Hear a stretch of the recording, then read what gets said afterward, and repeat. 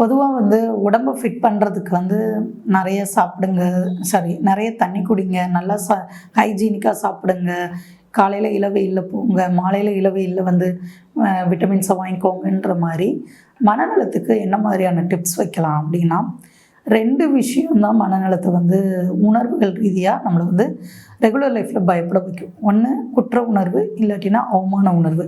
2மே டேஞ்சரஸான எமோஷன்.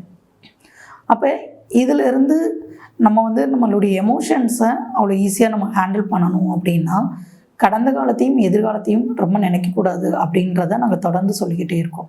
அப்போ மைண்ட்ஃபுல்னஸ். இன்னைக்கு காலையில எந்திக்கிறேன், இப்ப நான் என்ன பண்றேன்? மைண்ட்ஃபுல்னஸ் அப்படின்னா, பிரெயினுக்கு, மூளைக்கு 5 விதமான உணர்வுகளும் கடத்தப்படணும். இப்ப நான் ரோட்ல போயிட்டுருக்கேன்.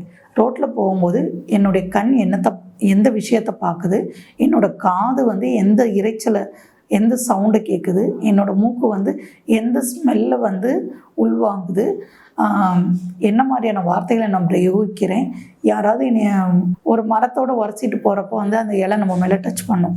ஸோ இப்படி 5 உணர்வுகளும் அந்த மைண்ட்ஃபுல்னஸில் இப்போ என்ன நடக்குது, இந்த நிமிஷத்தில் நான் என்னவா இருக்கேன், நான் எங்கே இருக்கேன் அப்படின்றத ஃபோக்கஸ் பண்ணணும். அப்போ ஃபோக்கஸ் பண்ணும்போது, சாப்பிடும்போது நீங்கள் அந்த சாப்பாடை தொடும்போது ஒரு ஃபீல் இருக்கும், லிக்விடா இல்லைன்னா சாலிடா அப்படின்றது, இல்லை என்ன ஸ்மெல் அந்த சாப்பாடில் வருது, அதை டச் பண்ணும்போது என்ன மாதிரி இருக்குது, அதை முழுங்கும் போது என்ன மாதிரி இருக்குது, அந்த ஒரு விஷயத்தில் மட்டும் கவனம் செலுத்தும் போது என்ன ஆகும்னா, உங்களுக்கு ஃபோக்கஸிங் கிளியராக இருக்கும், கான்சென்ட்ரேட் ரொம்ப நல்லா பண்ணுவீங்க. பயம் குறைவாகவும், நிதானமாக அந்த காக்னிட்டிவ் திங்கிங் நிதானமாக ட்ரெயின் பண்ணும், மூளையை ட்ரெயின் பண்ணணும். எப்படி உடம்பை நம்ம ரெகுலராக வாக்கிங் ஜாக்கிங் போகிற மாதிரி மூளையும் ட்ரெயின் பண்ணுறதுக்கு மைண்ட்ஃபுல்னஸ் அப்படின்ற விஷயம் ரொம்ப அடிப்படையான விஷயம். இதை இப்போ எல்லா இடங்கள்லையும் சொல்லிகிட்டே இருக்கோம்.